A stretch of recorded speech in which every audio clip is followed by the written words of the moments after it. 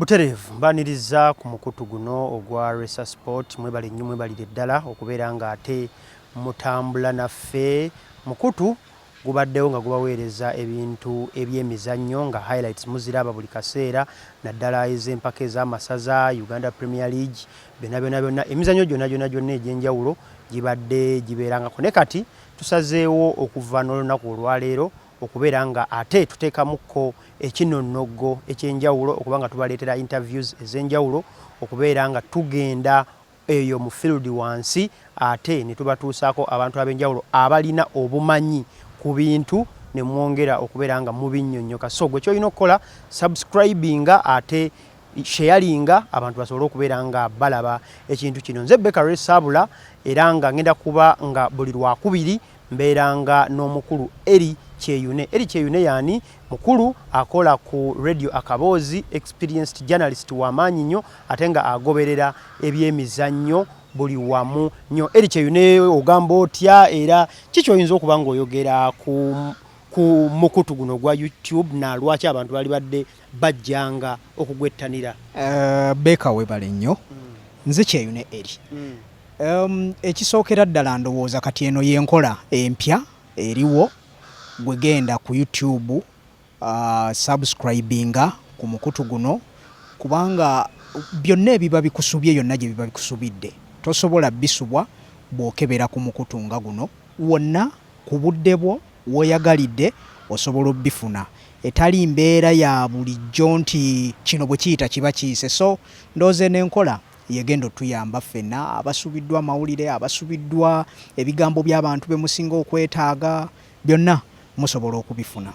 Kale oyo ye Eri Kyeyune gwe tugenda okubanga tubeeranga naye okubeera nga twogera mu bintu ebyenjawulo bigayagayamu kutunuuliza ku bintu gwe byotalaba byakungulu okubeera nga ate oyongera okubitegeera. Olwaleero no Eri Kyeyune njagala tutunuulire ku muzannyo ogw'okubaka gwe gumu ku mizannyo emiganzi egiri wano mu Uganda, gwe muzannyo kumpi gwokka ogugenzeeko mu World Cup ow'okubaka ndoza tubadde emirundi ng'esatu egy'omuddiringanwa. Gwe gumu ku mizannyo kwegamba wogenda ku kyalo ogusookerwako naddala ku baana abaki abawala naye ate wodde eno waggulu essaawa eno nga bwe tuli gubadde gwaggyibwako license. National Council of Sports yaguggyako license olw'entalotalo ezaalimu ne basobola okubeera nga babaninga obukulembeze obwaliwo obwa Sara Babirye Ekityo kugasagala genda nnyo naye kiki oyinza okuba nga oyogera ku biriwo ebyaviirako Sara Babirye Ekityo okuvaawo nagolaba nga ggwe nti after kumpi omwaka mulamba ye yali solution? Beka ekisookera ddala tulina emizannyo emirala egigenzeeko mu World Cup. Si bbanga ddene nnyo twabadde ne cricket yagenze mu World Cup. Bw'olaba omuzannyo nga emisinde tukkirize nti ate bweba World Cup buli mwaka gibaayo. Tubadde tukyalina omukisa ogwo ku mbeera emu oba endala naye Uganda Netball Federation nga bwe kibadde kiyitibwa okuba nti kati babadde mu matigga mu masaŋŋanzira ebintu bino mu mizannyo gya Uganda bibeeddewo ebbanga ddene ate ndowooza bikyabeerawo ate nga bijja kubeerawo olw'ensonga nti mu kubaka kwennyini kwoyogeddeko waliwo ekyusooka mu ssemateeka eyayisiddwa ekyokuba nti erinnya likyuka lidde mu Netball Uganda. Ekyo si gwe mulundi ogusoose Netball yennyini okukyusa erinnya. Ekyokubiri si gwe mulundi ogusoose okubeera ne normalization committee mu mizannyo. Ekirala waliwo ndooza ensonga gye baawadde ey'okuba nti balina amabanja mangi era babadde tebasobola. Kino nno nze nalowoozezza si kyekituufu nga Kyeyune olw'ensonga nti mu October ow'omwaka oguwedde tujja kujjukira nti Sara Babirye Ekityo yatwala emisango mu kooti. Ekisooka yali avunaana gavumenti ate n'avunaana ne National Council of Sports. National Council of Sports yali agivunaana okugoba olukiiko lwe mu bukyamu naye omulamuzi yasalawo nti nedda olukiiko lwe yagoba ekyamazima ate terwaliwo ogw'omusango ne bagugoba. Kati wabaddeyo omusango omulala mu kooti.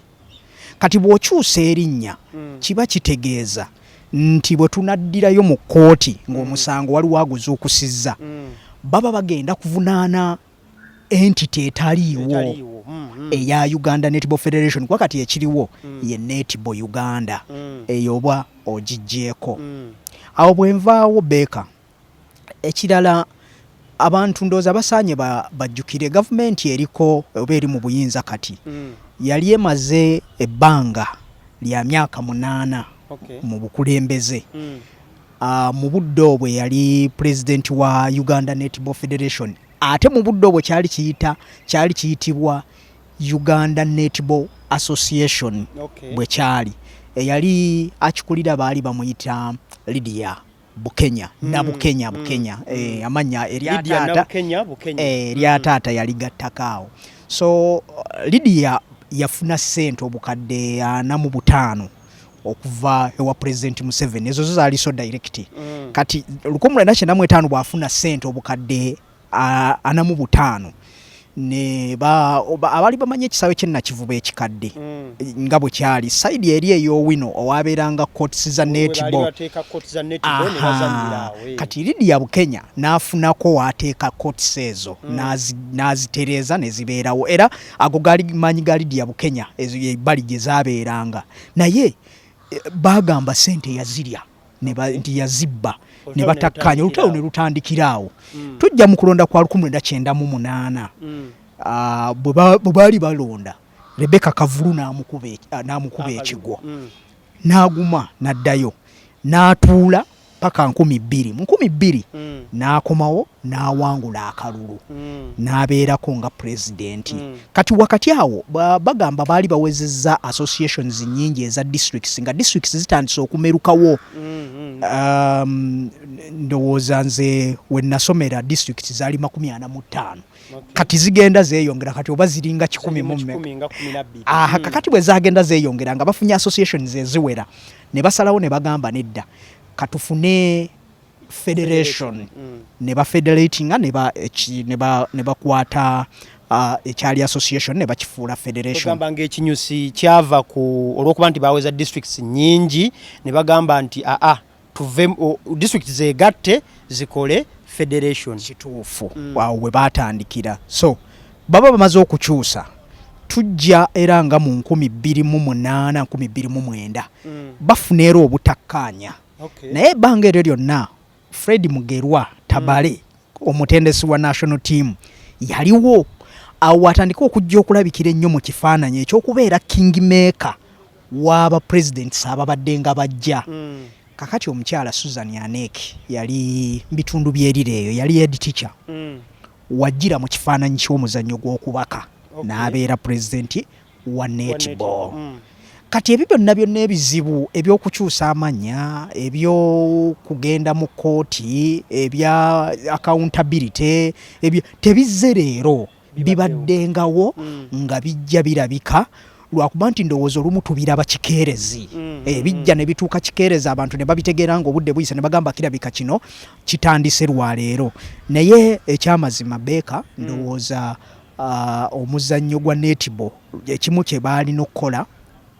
benchmarking okukoppako ebintu awalala nabo ne babikola singa bagezaako ne bakoppa kino ekibakaayanya olwaleero ne bakoppako mu mupiira kyali banguyidde kuba ndowooza bonna aboogenderedde wano mu Uganda ebibiina ebisinga omupiira bwe gukola ekintu ekyenjawulo gwe basinga okukoppa President Museveni bwe yagamba nti abawadde buli muzanyi bagenda muwanga ssente akakadde ka ssente za Uganda omwezi ebibiina ebirala byavayo ne bigamba naffe batuwe ssente naye byalinga ludda nga omupiira tegunnaba kiyingiramu so kati ndowoozaamu nti ne mu bukulembeze bino ebira administration baali badde basobola okukoppayokko ebyo balaba nga bisobola obbagattako oba obbagasa mu mizannyo gyabwe kati mu 2005 wano bwe baali bagoba Dennis Obuwa kuba president wa FUFA kubanga era nzijukira neera nabo basooka normalization committee nejja neetereza mbu nga bwe bagamba then bateekawo okulonda Minister Namirembe Bitamazire mu budde obwo yakwatagana n'ekibiina ekiddukanya omuzannyo gw'omupiira mu nsi yonna waliwo abajjukira omwami bamuyitanga Jerome Volke yalinga general secretary wa FIFA mu budde obwo naye yabeera nnyo wano Uganda alina n'omusajja omulala munnagana gwe yajjanga naye wano so mu budde obwo baateranga okujja bakolera wamu simanyi na muwendo gwa meetings ze baatuuza okusobola okujjamu ekya normalization committee eyakulirwanga Dr. James Sekajigo kati omugenzi kwaliko secretary yalinga Patrick Siagi kati member of parliament kwaliko munnamateeka Julius Kavuma Kabenge Dipo Kathendo yaliko Edgar Bamala ne bamuleeta kaawo ku kakiiko ako ng'akiikirira bannabyamizannyo kati akakiiko ako enkola gye baakolamu newankubadde baalina ebizibu kuba nabo baatuuka ne bakaayana akakiiko nga ko ne kakaayanamu Kavuma Kabenge yakaleetamu ensasagge n'ajja empapula ye n'agaba bibyo biki naye kakkiriza okunomalizinga ensonga ekisooka bwe baali bayisa constitution ya FUFA nga bava mu normalization committee baasalawo olukiiko olukyusizza ne lukkiriza oba tabamirukakkiriza FUFA okubeera ne constitution empya oba ssemateeka omupya baakyusa ne bagamba eya assembly erina kuyiibwa baddeyo wansi balonde simanyi abanneetibo kye baakoze okusinziira ku ninga kye nategeddeko nti abo bennyini ate be bagenda okudda okulonda obukulembeze opya nti netibo bayiye balinga bayiye districts bazivuddeko ziri ezakola federation bazivuddeko ne bayita buli ayagala ajje yeewandisa okugeza clubs kwanga bo balinga kye batwalidde nti bakitwalidde ku clubs zokka nti club jangu weewandise ojje mu lukiiko luno lwayisiza ssemateeka kwa yamaze okuyita then bagenda kuddamu ate babayite balonde bo bayinza bakitwalidde ku clubs si ku district eri ayete bagambye nti babayiye kitegeeza bagenda okudda okukola ki okulonda ekintu kyolowooza kikyamu kituufu nze kyendowooza nti baali badde ba benchmarkinga ku kya federation y'omupiira nga bwe gambye okuddayo ne basooka bayiwa bano simanyi oba mu ssemateeka waabwe olukiiko baaluyiye olusooka kati baba tebaaluyiye kitegeeza bakyadiringa ne babiri era babiri gwe bagoba mu mateeka kati ate ge balina akyakkirizibwa ne mu assembly ekola ki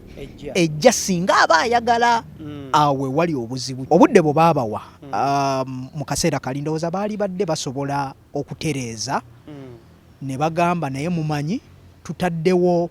course abanneetibo mwekka mwewandiise mu gisome kubanga bamazeeko omwaka mulamba bano aba normalization committee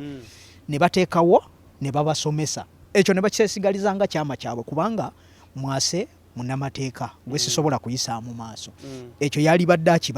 akibalengeza n'abagamba mumanyi this is the way to go kubanga ensi ekyuse kati buli kimu bajja kubuuza biwandiiko bifaanana bwe biti nabwe biti so twandyetaaze tukyuseemu wano na wano naye tebaabalabula kati awe wali obuzibu omanyi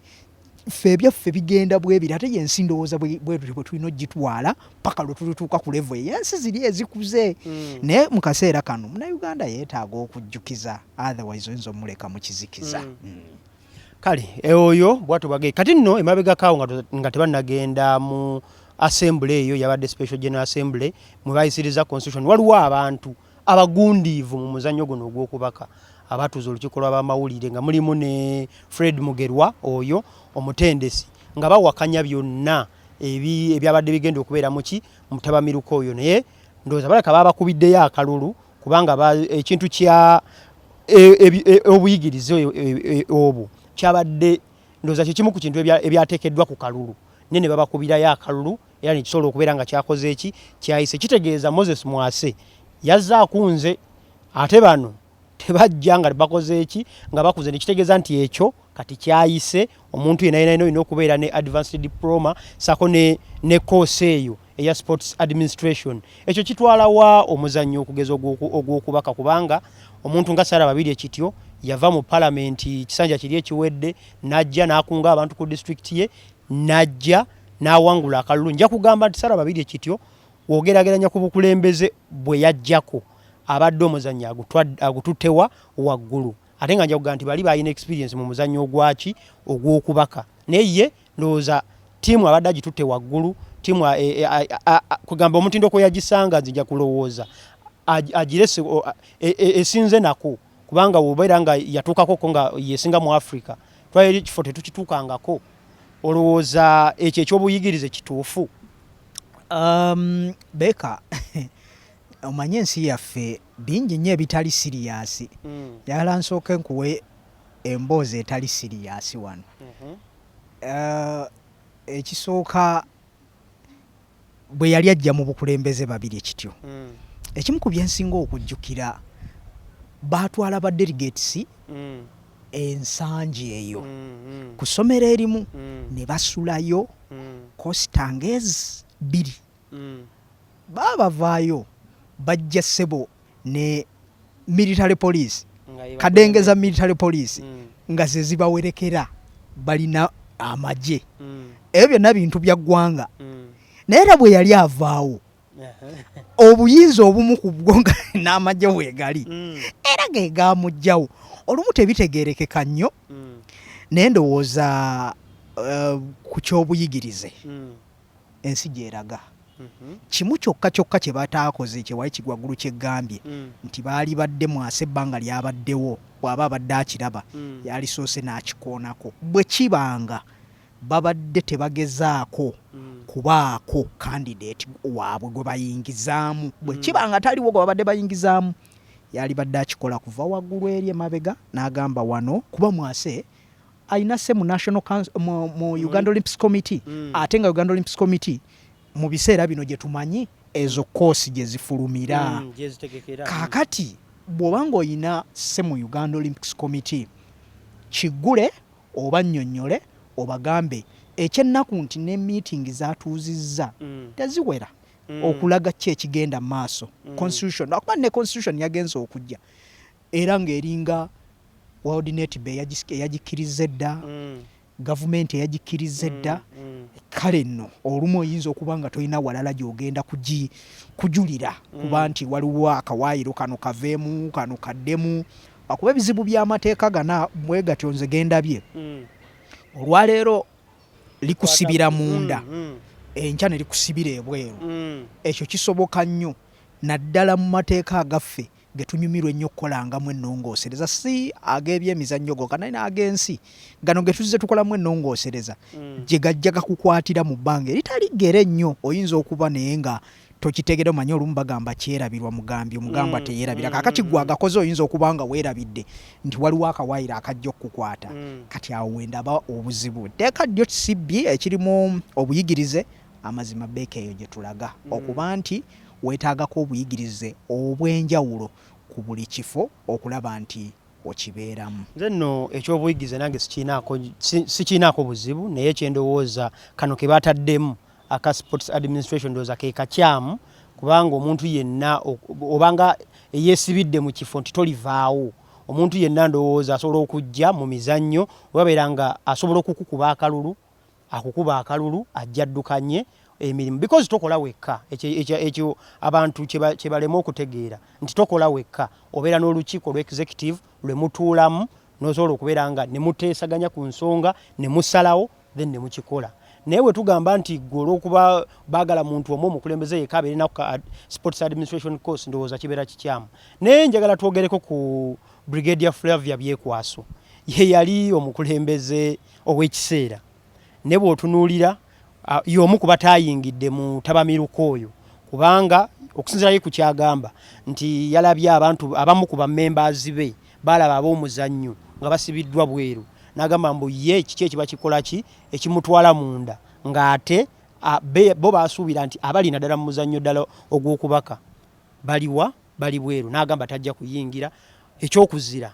omuntu ng'eyaliko omukulembeze ow'ekiseera n'ozira tebaafunye ebirowoozo bye kimuleka waye nga ye era olowooza naye tali kati beeka njagala okuwaayo ku magezi agamu bwe babanga bansiba ogezangako nnyo okulaba nti gwe toyingira munda osigala wabweru kati ekyo kyekijja otuyamba gwali wabweru gwogenda okunzijawa munda bwe liba kkomera ne kasita weesibirayo olw'okuba okkiriza bakusibe nti olw'okuba ne munno bamusibye kizibu muko kati ogenda kwogera ki abasinga bwe baba balwana entalo balwanira munda kizibu nnyo era kati wano bwe tuba twogera olutalo olwaleeta obukulembeze obuliko kati obwa President Museveni balwanira Luweero tebagenda Congo gwe bw'ogamba kati gwe bw'ogamba nti ngenda kufuluma bweru olw'okuba ki yingira obeereyo owulirize kiringa oli bw'agamba nti gundi yanvumye naye nga tosobola kwogera kye yakuvumye beera mwenkanya owulirize ekyo ekigenda okuvumibwa obe ng'olina kyosobola okunnyonnyola abantu nti kino kye banvumye okufuluma kwe kwokka kwamuyambyeko okwanguyiza bwe kibanga kituufu adde tebamwagala mu kalulu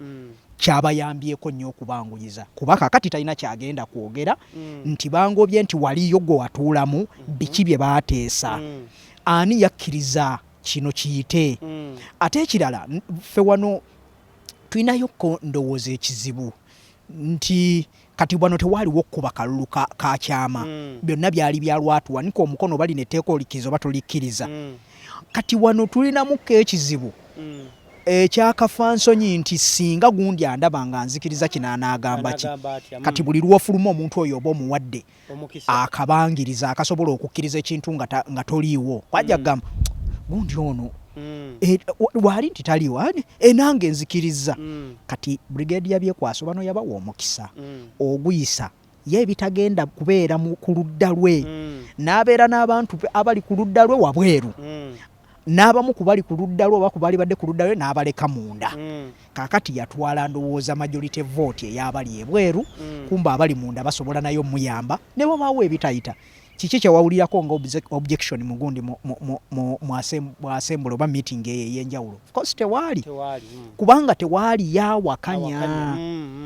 kati singa baali balina yasobola okukiwakanya ekyo ndowooza kyali badde kyangu ekirala ndowooza kino kibe kyakuyiga nnyo buli omu Brigadier Byekwaso yali side ye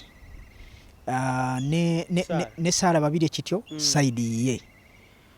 Madamu Kyando olwaleero ayinza okuba nga alowoozebwako nti ajja kujja yeesimbewo yali kyaludda nga talina ludda luli awo ate by the way si munnabyabufuzi nti amanyiddwa mu byobufuzi waali awo saidi awo kakati awo bwe weebuuliza nti singa Brigadier Byekwaso naye teyavaayo kuyimiriramu n'agamba nze interim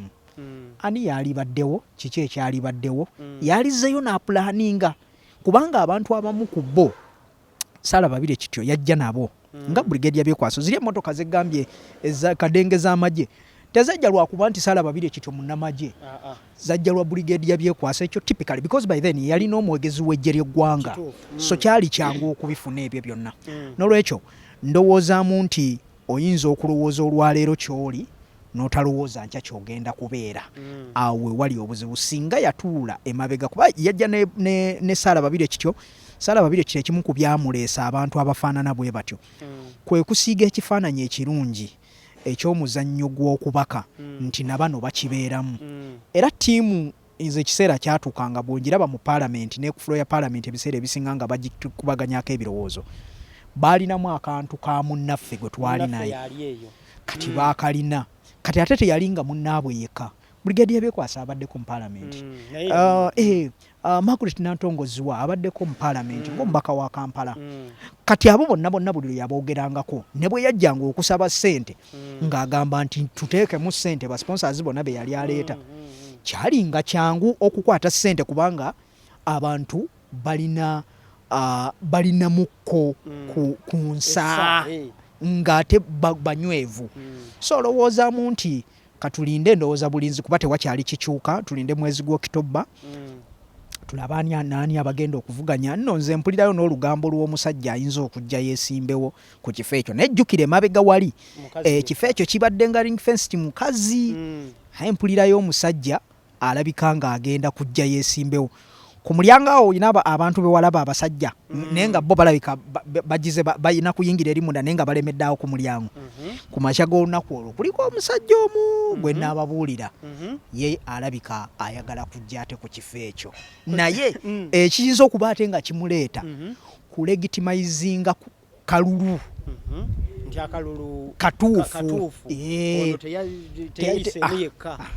teyayiseemu bwannamunigina so okulegitimizinga akalulu oba okufuula akalulu ako nti katuufu kirabika waliwo agenda kujja kuba ebisaanyizo byabirina ye very sure ye ebisaanyizo ng'ojjeko ekyobutabeera mukyala kanyiza ebisigadde abirina kwegamba ajja kujja abakyala bagambe omusajja atukulembera atya omusajja tajja kutukulemberera wano bawe mukyala munaabwe akalulu kati ekyo kyo ekiri enzanya yaffe ey'ebyobufuzi ebeera bwetyo bulijjo bwetyo ndowooza bwe tubikola wanewa kale nga tumaliriza kati kino kirekawo omuzannyo guno era tuyinza kuva tutya wansi we tuli kuba tukimanyi ffenna abazannyi b'okubaka bamaze omwaka mulamba tebagenda ku kooti naye tulina empaka za first 5 ezijja mu bwangu ddala ze zimu ku mpaka ze bakozesa mu kurankinga jjuka tubadde tugezezaako okuba nga tuli mu bifo kumpi musanvu bataano ebisooka naye tukoze tukola nti abazannyi bavaayo nalabye mwase simanyi nakyo njagala okikomentingeko yagaye ku kuyita ttiimu eyegenda okwetaba mu mpaka ezo yawandiikidde buli club naddala zino ziri mu top league eya waggulu mu buli club emuwandiikire abazannyi beeyagala bajje ku national team ekyo ekikolwa kituufu oba omusajja afuwe ebintu yabikoze beka kyekiri kye nabadde gamba nti tukkirize obuyigirize babuteekewo ku bifo bino kubanga kikuyamba okumanya nti nze mu sports science gwe nasoma kino kyaliyo kino tekiriiyo naye bw'obanga tolina bukugu mu ekyo era ojja kyogerako bwogezaawo kikole ki kiggwe ate ojja kumaliriza otomedde mu ngeri emu oba endala Moses yalina ttiimu eno yennyini emabegaawo ye yagenda nayo Ebungereza ne Scotland ne bazannya empita ya ttiimu yali bwetyo ekyo tusooke tukirowooze bwe tutya ennonda ya ttiimu yali bwetyo tebangako bwetyo yalisoose n'ayita abali tekiniko mu muzannyo asookerwako ennyo ndowooza wano tuyina kooki Fred Mugerwa oyo ye ndowooza